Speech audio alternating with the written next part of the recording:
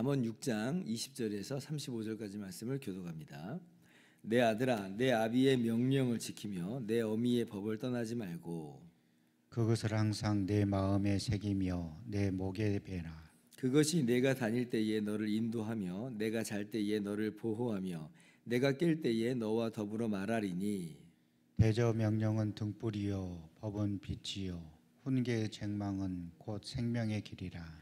이것이 너를 지켜 악한 여인에게 이방 여인의 혀로 호리는 말에 빠지지 않게 하리라. 내 마음에 그의 아름다움을 탐하지 말며 그 눈꺼풀에 홀리지 말라. 음료로 말미암아 사람이 한 조각 떡만 남게 됨이며 음란한 여인은 귀한 생명을 사냥함이니라.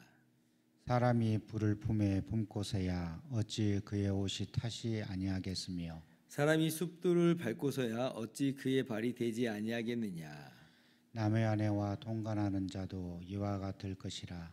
그를 만지는 자마다 벌을 면하지 못하리라. 도둑이 만일 줄일 때에 배를 채우려고 도둑질하면 사람이 그를 멸시하지는 아니하려니와. 들키면 7배를 갚아야리니 심지어 자기 집에 있는 것을 다 내주게 되리라. 여인과 간음하는 자는 무지한 자라. 이것을 행하는 자는 자기의 영혼을 망하게 하며 상함과 능욕을 받고 부끄러움을 씻을 수 없게 되나니. 같이요. 남편이 투기로 분노하여 원수 갚는 날에 용서하지 아니하고 어떤 보상도 받지 아니하며 많은 선물을 줄지라도 듣지 아니하리라. 아멘. 할렐루야. 하나님의 크신 은혜와 평강이 오늘도 변함없이 여러분 가운데 가득 넘치기를 주님의 이름으로 축원합니다. 잠언 말씀을 보면 음행에 대해서 경고하시는 말씀이 아주 많이 나옵니다. 5장 말씀이 통째로 그랬죠. 그리고 오늘 함께 읽은 이 6장 20절부터도 이 끝까지 보면 핵심적인 내용이 바로 이 음행의 문제를 지금 다루고 있습니다. 그리고 7장 말씀도 통째로 다 음행에 관련되어 지금 하시는 말씀입니다. 그러니까 지금 아버지가 내 아들아 그러잖아요. 아버지가 자녀에게 지금 교훈을 베풀고 있는데 5장부터 7장에 이르기까지 계속 음행에 대해서 이야기를 하고 있다는 것입니다. 그러니 이 문제가 얼마나 중요하고 또 얼마나 심각한 주제인지 아주 잘 보여준다라고 할 수가 있어요. 자, 그러면 5장에서 이미 한번 말씀하셨는데 오늘 왜 또 말씀하시는가? 그냥 단순히 반복하시는 건가? 반복함으로 그냥 강화하는 건가? 강조하는 건가? 물론 이제 그런 측면도 있습니다. 반복되어진 그런 측면들이 있어요. 그런데 이제 특별히 6장에서는 그 음행 중에서도 무엇을 지금 이야기하냐면 타인의 아내와의 음행에 대해서 분명히 경고하고 있는 것을 우리가 볼 수가 있습니다. 29절 보시면 남의 아내와 통관하는 자도 이와 같을 것이라. 그를 만지는 자마다 벌을 면하지 못하리라. 그렇게 말씀을 하죠. 남의 아내와 통관하는 문제에 대해서 지금 이야기하는 거예요. 우리가 10계명 중 7계명 간음하지 말라 이 말씀을 잘 알고 있습니다. 이 말씀을 이 계명을 우리가 적용할 때는 이제 폭넓게 이해를 해서 부부관계 이외의 성적 관계를 다 포괄해서 그렇게 이해하고 적용을 합니다. 정당한 이해고 정당한 적용이에요. 그런데 좀 좁혀서 직접적으로 간음이다라고 하면 뭘 말하는 거냐면 이 타인의 아내와의 음행을 저지르는 걸 간음이라고 합니다. 7계명은 사실 그것을 넘어서 더 폭넓은 내용을 분명히 담고 있지만 적어도 이제 간음이라고 하는 그 단어의 문자적인 그런 뜻에 대해서는 이제 타인의 아내와의 음행이다라고 하는 것이에요. 그래서 5장에서는 이제 아내 외에 아마도 이제 성매매 여인과의 어떤 관계를 지금 음행으로서 이야기하는 것으로 보이는데, 근데 이제 6장에서는 명시적으로 이제 남의 아내에 대해서 지금 통관하는 문제를 이야기하고 있어요. 물론 이제 7장을 또 가보면 이 둘이 다른 사람이 아니라고 하는 것을, 다른 사람이 아닐 수 있다는 것을 우리가 알게 됩니다. 아무튼지간에 이제 그렇다는 것이에요. 자, 그렇다면 대본에 이제 이 간음의 문제 속에서 우리 머릿속을 스치고 지나가는 인물이 있습니다. 누가 떠올라요? 저는 말씀 딱 보니까 다윗이 딱 떠오르더라고요. 남의 아내와 통관하는 자. 다윗이 그랬지. 다윗이 어떤 일을 저질러요? 우리아의 아내인 밧세바와 간음을 저지릅니다. 그러니까 굉장히 아이러니하다라고 말할까요? 아니면 의미심장하다라고 할까요? 지금 잠언에서 이 잠언의 말씀을 지금 기록하고 있는, 말하고 있는 그런 사람이 누구예요? 솔로몬이잖아요. 솔로몬이 어떤 사람이에요? 그 다윗과 밧세바 사이에서 태어난 아들이 솔로몬입니다. 그래서 생각해 보건대 지금 이 이야기를 할 때, 솔로몬이 지금 이 이야기를 할 때 지금 누가 제일 먼저 떠오를까요? 솔로몬이. 이 이야기를 할 때 저조차도 다윗이 떠오르고 있는데 솔로몬도 자기 아버지인 다윗과 어머니인 밧세바 생각을 안 할래야 안 할 수가 없을 겁니다. 그죠? 자기 집안의 이야기예요. 이야기는 어쩌면 상상하는 거예요. 솔로몬도 어쩌면 숨기고 싶은 이야기가 아닐까. 어쩌면 솔로몬도 자격지심이 될 수 있는 그런 내용이 아닐까. 언급하지 않고 그래서 그냥 넘어가고 싶은 그런 이야기였을 텐데, 그렇죠? 그러나 그렇게 어떻게 보면 이게 자기가 자기에게 침뱉는 어떤 그러한 느낌도 있을 텐데, 그러나 그럼에도 불구하고 솔로몬은 주저하지 않고 석 장에 걸쳐서나 심지어 이렇게 이야기를 하고 있다.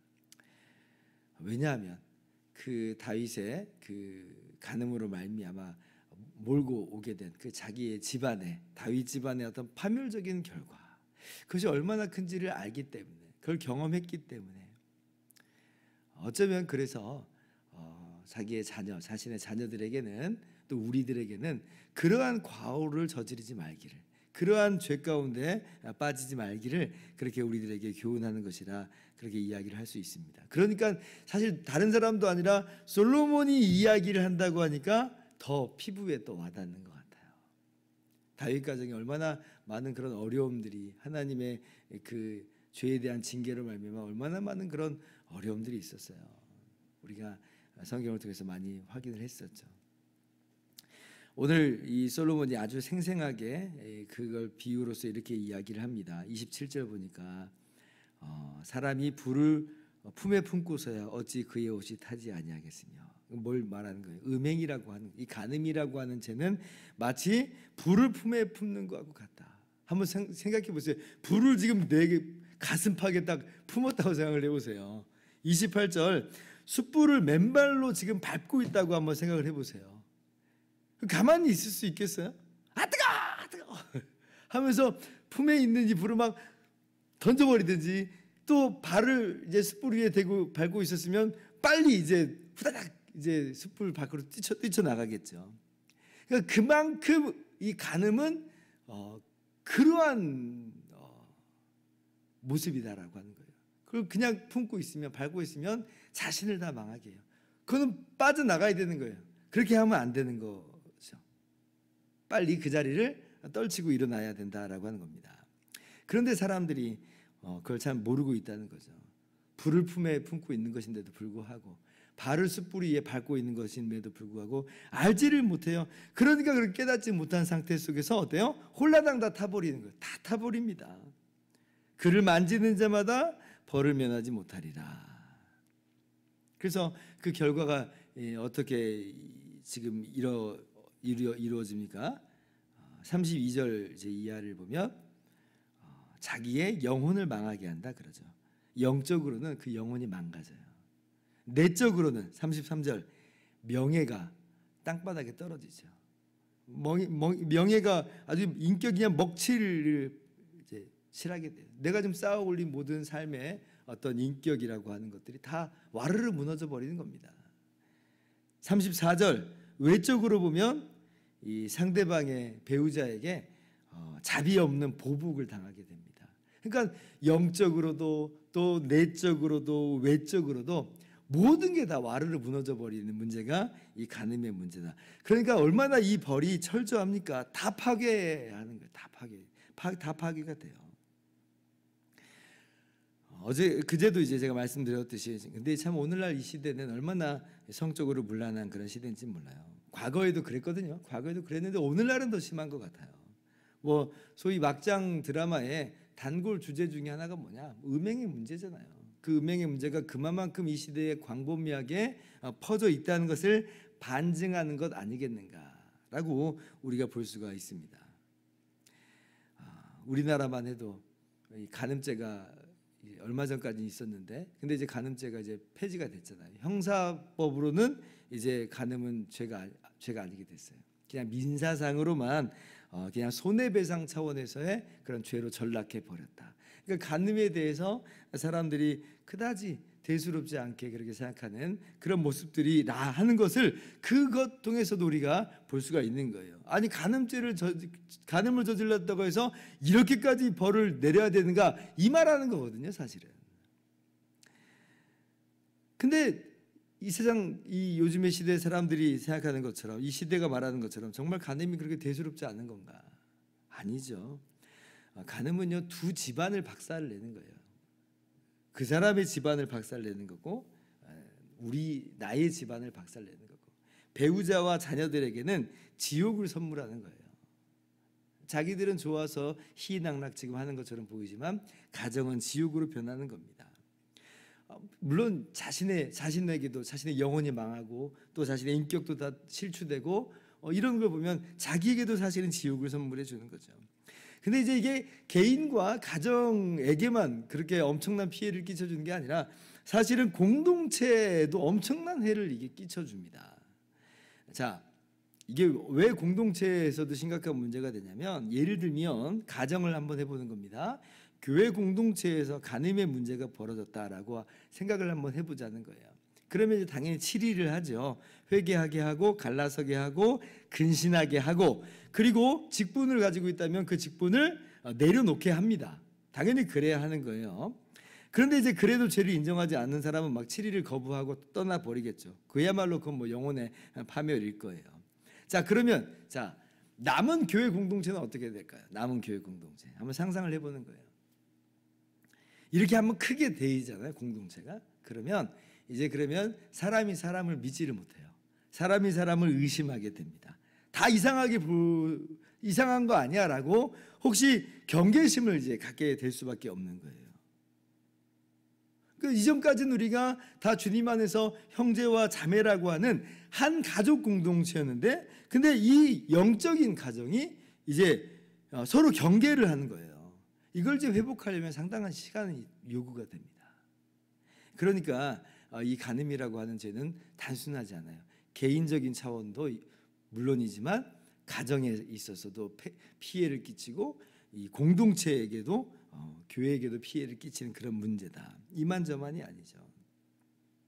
제가 그래서 간음죄는 회개의 기회 자체가 박탈돼 버리는 그런 죄다 이렇게 말씀드린 거 아니에요. 다윗이 죽을 자였지만 그러나 회개하였고 또 하나님께서는 그를 용서하신 것을 우리는 알고 있어요.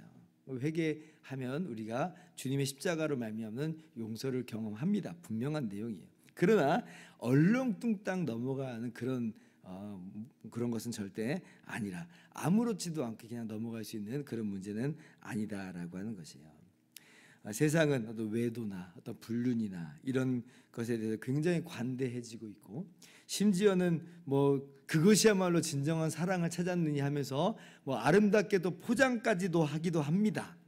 그리고 뻔뻔하고 담담하고 당당하고 대범해진 그런 모습 가운데 있습니다. 그러나 우리는 하나님의 말씀을 마음 가운데 새기고, 이것이야말로 진정한 지혜라고 하는 것을 우리 마음 가운데 새기고, 이 말씀대로 준행하면서 살아가는 그런 지혜자의 모습을 우리가 가질 수 있기를 바랍니다. 그렇게 하여서 세상과는 구별되고 세상과 차별된 그런 거룩한 우리 개인과 공동체로 나올 수 있기를 주님의 이름으로 축원합니다. 기도하겠습니다.